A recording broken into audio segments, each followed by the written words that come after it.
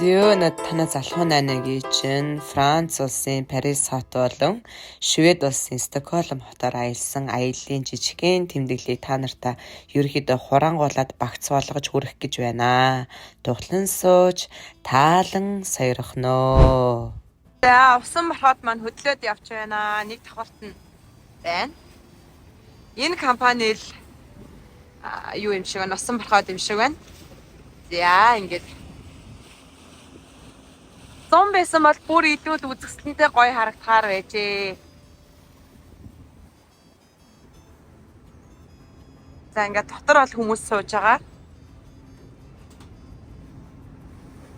За би цаг агарын мэдээ хараад явсан чинь хасах 1 тэгээ 0 гэсэн дэгрээстэй байгаад байсан. Тэгэхээр хавар наврын гутал хувцастай явсан чи айгүй буруутсан. Нилээ чиглэг уур амьсгалтай учраас тэм жиндүү айгүй хүүтэн байд юм билээ. Өвлийн күртэг баг өмд гутлаа аваад явсан илүү дээр юм шиг санагдсан шүү. За тэгээ хүмүүс ер нь даарж байгаа учраас дотор талд сууж байгаа, гадна талд ер нь гарсан хүмүүс бараг байхгүй. За би яг бичлэг хийхин тулд та нарын төлөө одоо өөрийн биеийг золиосолж одоо гадаа гарч зогсож энэхүү Эвлин цамхагийн шөнийн гайхалтай одоо дүр төрхийг бичиж авч та нартай үзүүлж байна. За өдөр нь бол мэдээж Эвлин цамхаг дээр очсон. За алхаж явахад 15 евро, дээшээ лифтээр гарахад болохоор за нэг хүн бараг 38 евро байсан үгүй юу? Нилээ очиртай байдаг. Ерөн аяллаа улирал хийсэн үед бол айгүй их очиртай байдаг юм шиг байна. Одоогоор бас аяллаа улирал дууссан хэрнээ миний энэ нүдэн дотор нуух явж байна. Үнэхээр сүрлэг энэ хараа доороосоо ингэж гоё харагдаж байна. Хоёр дахь давхарт нь гараад ирсэн. Ингээд нөө урдталтаа бол ерөөхдөө юм торнуудтай. За бүр дээшээ гарах юм бол бүр их торнуудтай байдаг гэсэн ингээд харуулъя. Тэгээ дээшээ ер нь бол яг дунд хүртлээ бол лифтээр явбал тэрнээс дээшээ бол алхаж очдөг юм байна. Тэгээ би одоо алах уу яах вэ бодож байна. Айгүй хүүтэн зэвэргэн байна. Хүүтэн байсан. За хоёр дахь өдөр нь болохоор зэрэг Луврын музей, Алдарт Луврын музей талбай дээр ирсэн. За энэ Луврын музей одоо эртний барилгын одоо архитектурын гайхамшигын дунд бас шууны үр хэмээх орчин үеийн барилгын гайхамшигыг харуулсан. Алдарт ширлэн пирамид дээр одоо Парис хотод ирсэн бол зураг авахуулахгүй байвал одоо яста алдас болох байлгүй гэж бодлоо. За ер нь бол уур хийц барилгын одоо дизайн энэ төр бол үнэхээр гайхамшигтай одоо бараг л хөвлгэрийн оронд ирсэн юм шиг санагдчихсэн шүү. Аяллаа 2 дахь өдөр.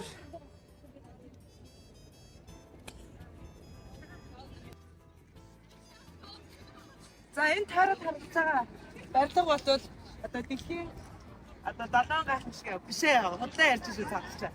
Энэ таарад харагдаж байгаа барилга бол Луврын музей гэх шигээрээ одоо барилгын дээр архитектур одоо тийм өвн үзэмж хийц загварыг бол үнэн бүрэн үзүүлсэн байна. Гоё харагдчихэ. За дунд нь 1980 онд энэхүү шууны үр хэмээх пирамидыг одоо орчин үе болон дээр үе гэж ярина л да. Эртний одоо барилгын архитектурын ялгааг харуулахын тулд ингээд дунд нь барьсан юм байна манайхаа. За үзүүлсэн болохоор энэхүү хаалга нь болохоор зэрэг Луврын музей үндсэн хаалга юм байна. Тэгээ бас Мерсер аялын цаг гэх нэвтрүүлгүүдээр харж л байсан санагдаж байна. Их гоё сүртэй том хаалга байд юм байна. Тэгээ хаалга л ердөө ийм том заяа. Тэгэнгүүтээ Луврын музейн барилга бол маш олон километрийг хамарсан. Тэгээ бүрэн үзэж дуусыг бол 3 сар зарцуулна гэсэн. Яг энэ зам дээр заяа. Нөгөө кинонд гараад идэг сиси бөмбөр балаачтай гээд ийм л үстэй. Гоё ингээд дивөр ярьсан хүүхнүүд чинь яг энэ замаар ингээд алхаа явж исэн байх нь штэ. Тансаг. За яг тэр зам дээр нь мөрөн дээр нь давхар гიშгээ явж иргээ боддоо. Бас л гоё шаарчин дөө тий.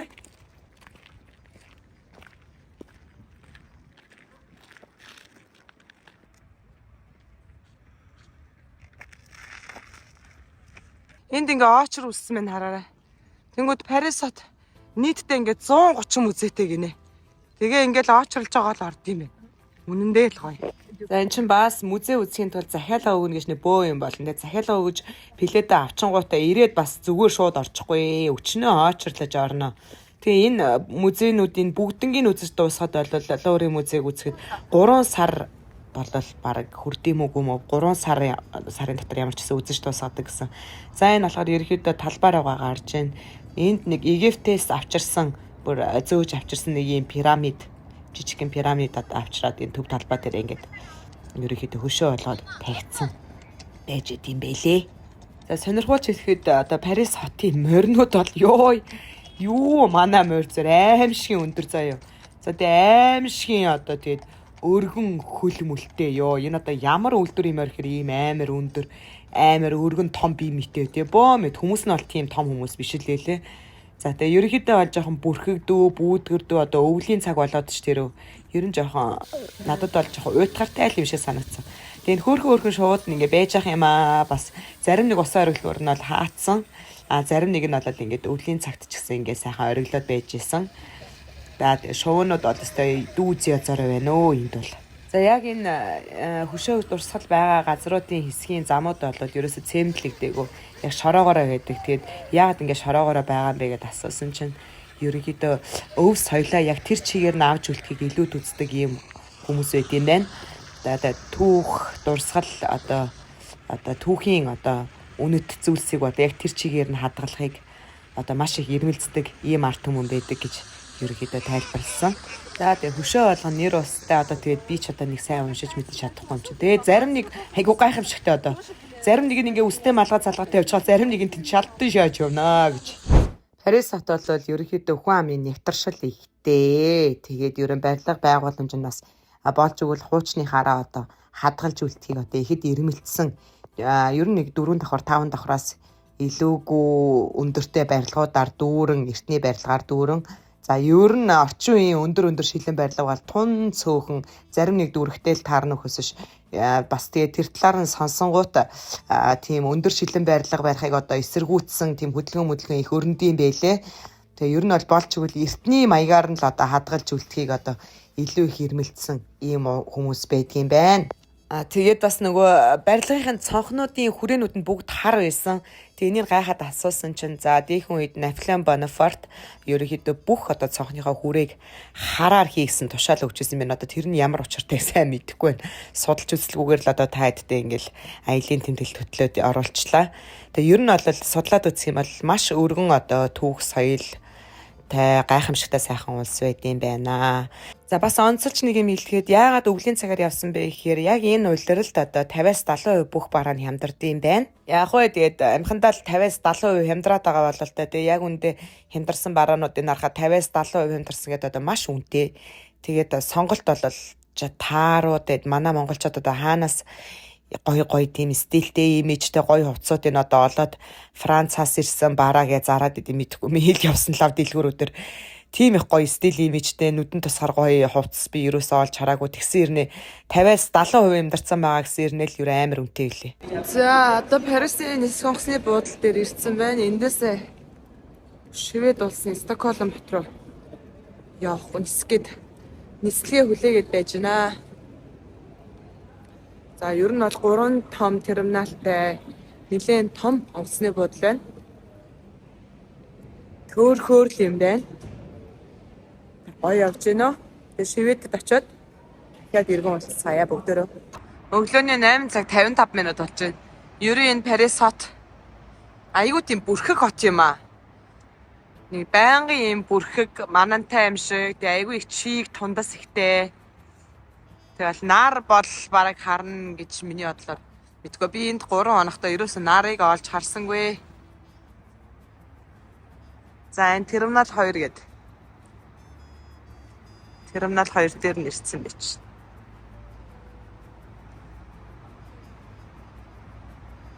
Цэнэс гутлаас Варшав руу нисээд Варшав улсаа транзитээр Стокгольм орно. За нэг мэдрэмж байна. Ер нь бол Парис хот бол ялангуяа энэ Европчууд хөгшин Европынхан бол Азийн улсын Аз царайтай хүмүүсээ бол за яг бүгд биш. Гэтэ хэсэг хүмүүс нь аль үнэхээр нэг жоохон тийм онцгой харьцдаг. Ялгуурлан гадуурхалт гэх юм одоо арьс өнгөний үзэл, гендрийн үзэл айгүй ихтэй байд юм байна. Тэр нь ерөөсөө алхам тутамд мэдрэгдэж байгаа яг хүн болгон биш. Гэтэ ерөн ихэнх хүмүүсийн нэг 60% maybe 70% нь ч юм уу хүмүүс болол яг Аз царайтай хүмүүстэй айгүй дээрэнгүү харьцдаг, гадуурхаж харьцдаг, жоохон дайчилсан маягтай харьцдаг ийм улс орн юм байна. Тэгэхээр одоо яг зөв ерөн Парис руу явахаар төлөвлөж байгаа, Европын албаны улс руу явахаар төлөвлөж байгаа, аялах гэж байгаа, ажиллах гэж байгаа огт очиж үзээгүй хүмүүстэй ер нь жоохон сэтгэл зүгээ бэлдээрэй гэж хэлмээр санагдчихлаа. Ер нь одоо арьс өнгөний үзэл айгүй ялгуурдан гадуурхалд болоод асар өндөртөө арт түмэнтэй улс байна. Ялангуяа энэ Франц улс бол мэдээж хэлнэ. 2 цаг нисээд ерөнхийдөө Польш улсын Варшав хотод буун. За тэндээ нэг 2-3 цаг хүлээж аваад цаашаага Шведийн Стокгольм хот руу явах нэ. За ерөнхийдөө та нартай ингээд харуулъя. Польшийн онгоц. Хамгийн хайртай суудсан би.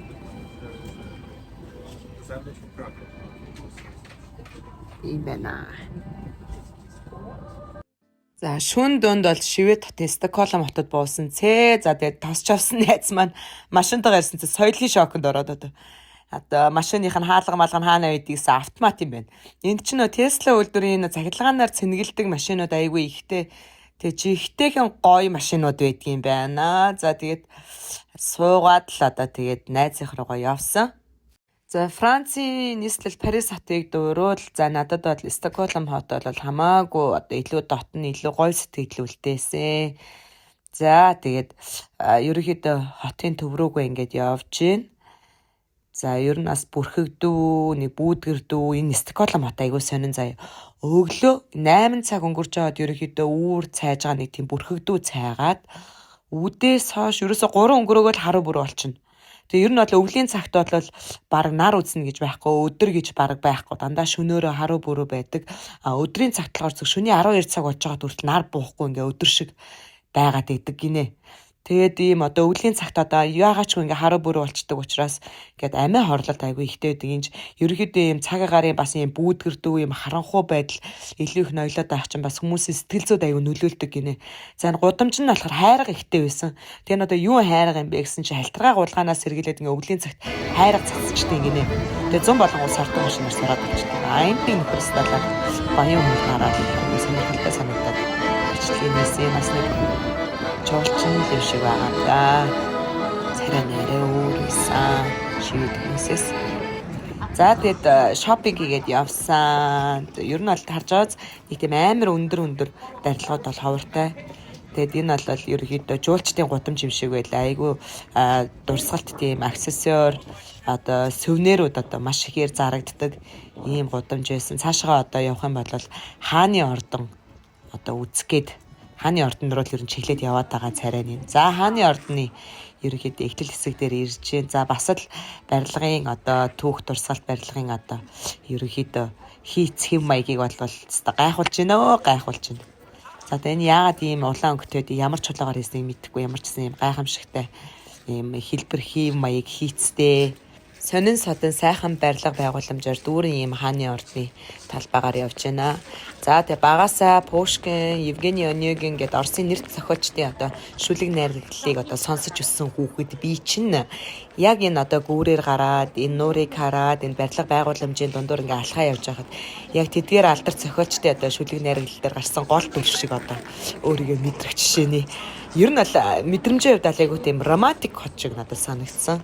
Яг баг зэргийн уйтгартай тэгээд баг зэргийн уйтгар гуйдаж эморлоос ч шүлэг найргалал дүрн шүлэг найргаллаа одоо тэгээ ерөнхийдөө иймэрхүү газар одоо эморонгоо одоо тэр мундаг алдар зохиолч бас бичдэг байсан болов гэсэн тийм сэтгэл төрсөн. Ер нь бол их романтик хот байлээ. За энэ хааны ордны энэ нуурны энэ хаваар явж байхад маш тийм онцгой үйл явдал болсон. Яасан бэ гэсэн ерөөсөө нэг тодорхой үеүүдэд хунгийн сүрэг ирж ин нууранд буудалдаг гинэ. Тэгсэн яг бид хэдийг явж явах үеэр хунгийн сүрэг энэхүү нууранд нь ирчихсэн буудлаж байсан. Тэгээ айгу нэг бодлын бэлгшээлтэй юм шиг тийм бас айгу онцгой үйл явдалтай одоо яг санамсаргүй таарлцсандаа бол найна надад маш их баяртай байгаа. Усан дээр одоо барилга байшин байдгаараа дэлхийд алхамтай байдаг юм байна. За ингээд ерөнхийдөө хааны ордонд ороод үзсэн ингээд явж байна. Яг жоохон бас бүрдүү заахад Парисыг дөрөв болоод гайгүй дудаахан байна. Хөөхөд одоо Парист одоо өчнөө даарсан юм байлгүй. Энд ирээд нэг овоо жоохон нуруунд тэнийж ах шиг байна чаавас. За тэгээд ерөнхийдөө үзэл сонирхол ингээд яваад л байгаа. Ер нь хөөрөлттэй. Одоо хөөрсөн, баярлсан, үзээгүй юм уу үзсэн одоо зайлуултаа юм үзээгүй амтны шинжилтэй. За энэ хааны ордон гэж байгаа. За тэгэнгүүтээ ингээд урагшаага ингээд нууртай. За нөгөө нэг хунгийн сүрэг чи одоо тэр харагдчихээн татаад харуулъя.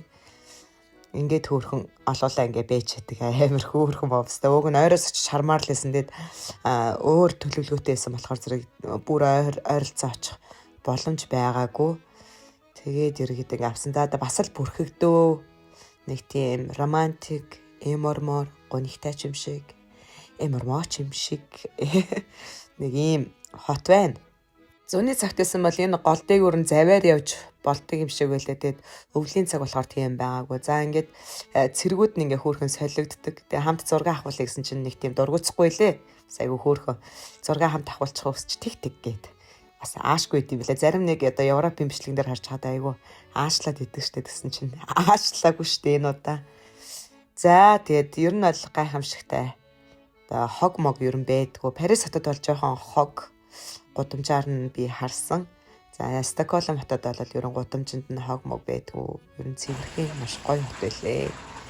Тэгээ энэ явж байгаа машинууд нь бол дандаа нэг орчин үеийн машин бараг байхгүй шахуу. Орчин үеийн машин гэвэл дандаа Tesla-гийн машинууд байдгийн байлээ. За энэ бас нэг л юутай юу вэ те? 100 болохоор гоё хүрхтэй. Алдартай газар байна те. Гардаг гэж байгаа. Өвөл ингээд гардгүй юм лээ. Бас яг ингээд шивэдэр өвчсөн болохоор ойлгоогүй. Тэгээ нэг л мундаг л бас дурсгалтай эртний гоё газар юм шиг байгаамаа. За энэ хүү дурсгалт газрыг ингээ үзчихэд тэгээ урагшаага бас консулын газар юм уу, хааны ордын юм уу тэгээ бас нэг завь маваар ерөөхдөө явж зугаасан. Хүмүүс нь бол ерөн их энгийн тэгээ жоохон уйтгартай. Нэг ийм л газар ирлээ. Тэгээ яг хүүтэн байгаа. За одоо жишээ нь энэ нэмэгтэй бол бүр ингээ өвлийн хүртэхтэй. Би удаа өвлийн хүртэхтэйг ирэхгүй явтал гэж бодсон. За энэ нөхрийн хөшөө бол Стокгольм хотыг анх үүсгэн байгуулсан нөхөр товаришийн хөшөө. За тэгээд дээшиг болно Аклам Банафартын хөшөө байсан нэг тийм энэ морьтой гарын хөшөө байлээ. Бүр ойртож чугаа миний бодлоор бол энэ малгай залгааг нь харахад бол Наполеон Банафартын хөшөө шиг санагдаад байгаа. Тэгээд одоо Францын Баатар яхалаар шивэдэд хөшөөж үдээ би буурууч харсан байж магадгүй түүх мэдхгүй хүн. Бас тэгээд буруу зүрх хэлээд өгөх байхгүй болохоор сайхан буруу зүрх ойлгож явна. За энд хэсэг цэргүүд одоо ингээд зург өргөө авахулж байгаатай таарсан сүртэй гоё харагддаг юм байлээ. Бас гоё хувцастай, гоё тоноглолтой. Бас хараад бас битүүхэндээ бас хямар сэргэж гоё мэдрэмж төрсөн. Тэгээ ер нь бол тэгээд юу л байна? Усал байна дөө. Тэгэл юу л байна? Чихтэй агаар байна. Тэгээд энд бол нэг сар гараа 2 сар болох юм бол миний боббар царай чинь цав цагаан болох шинж юм байлээ шүү. Ер нь чиглэг гэж ихтэйхэн маш тийм тааламжтай уур амьсгалтай. Шивэд улсын Стокгольм хотод болохоор зэрэг тийм хүний имийг аавна гэсэн ойлголт байдгүй байна. Одоо жишээ нь энэ эдийн ингээд хайцсан байдаг. Яг хайсан харалтаа зэрэгцээ хүн аргахаар газрын нэвтгийг тавьчихдаг. Одоо энэ жишээ нэг юм юу юм те? Цаасны хавчаар нэг нь унгаагаад хайсан бодолтой дээш нь тавьчихдаг. Тэгээ ерөөсөө хос бэлийч бай, ганц бэлийч бай, унаад хайсан тэгээд яг тэрний харалтаа хүн харахаар газар нэгээ тавьчихдаг. Тэгэнгүүтээ нөгөө хайсан хүмүүс нь яг явсан цагаараа энэ хайсан байж магадгүй гэсэн чиглэлээр явангуудаа ингээд олоод өрснө аваачдаг. Хүний ямиг нэг ширхэгч бай, хоёр ширхэгч бай хайсан байлаа гэд аваад хэрэглэн өөрснөө хэрэглэн гэсэн ойлголт байхгүй. Яг л харалтаа тавьчихдаг. Ийм гоё бие биендээ сэтгэл гаргаж бие бинийгээ одоо кэрлдэг ийм ард түмэн байдаг юм шүү манайхаа. За Швед улсын Стокгольм хотод одоо Монголоос ажиллаж амьдарч байгаа бүх монголчууд маань юу ихэнх нь ресторан нэгээд ажилладаг юм шиг санагдсан. За энэ Тессо гэдэг суши рамен ресторанд бол Ализений одоо шведүүд одоо орж үйлчлүүлдэг. Мөн энэ Noodle House гэдэг бас монгол ресторан найзууд маань ажиллаулдаг. За Стокгольм хотод байгаа монголчууд маань Noodle House-аар орох юм бол Монголын одоо бүх хоол байхаас гадна за тэгээд энэ шведийн тансаг паста маста одоо юу вэ? Бүх юм л одоо энэ ресторанд байна. За маш гоё тогтчлттай, найрсаг хамт олонтой үнэн ч гэсэн маш боломжийн айгүй гоё дулаан энергитэй ийм гоё ресторан байгаа. За тэгээд найзуудынхаа буйнд бол ресторан дамжаал өстэй идэж өгсөн. Монгол руу буцах өдрөө бас ресторан Rejam гэж ах шиг байна. Бас монгол хүн ажилладаг энэ ресторанд ирж маш сайхан рамён, гоймон одоо идсэн амт гэж болол үнэхээр гайхамшигтай байлээ. Мундаг хөдөлмөрч найзуудаа бүгдэнд нь баярлсан шүү найнаа. Хамгийн сүүлчийн өдөр найз дээр ирсэн байна. За ингээ найзгаа та бүхэндээ танилцуулъя. За сайн байцгаана уу? Энэ блогыг үзэж байгаа бүх монголчуудаа өнөөдрийн мэнд хүргье. Тэгээд найз маань манайхаар зочлоо гарлаа. Тэгээд найздаа ажлыг хамтлагсъя. Баярлалаа. Нээр баярлаж байгаа. За ингээ бүтэн 7 хоногийн турш энэ Францын нийслэл Парис болон Швед улсын Стокгольм хотоор аялсан одоо тэмдэглэлээ багцлаад та бүхэндээ хүргэлээ. Ерөнхийдөө бол мэдээж яваагүй газраар явсан учраас дурсгалтай, сайханч дурсан ч ихтэй, муухайч дурсан ч ихтэй одоо ийм л сайхан аялал болж өндөрлөлөө. За тэгээ та бүхнийг бас Европ улсаар аялах гэж төлөвлөж байгаа л за тэгээ ерөн маш сайн судалж ээж одоо аялаарэ гэж зөвлөмөр байна. Хамтдаа миний жижигхэн блогоор аялсан та бүхэндээ маш их баярлалаа.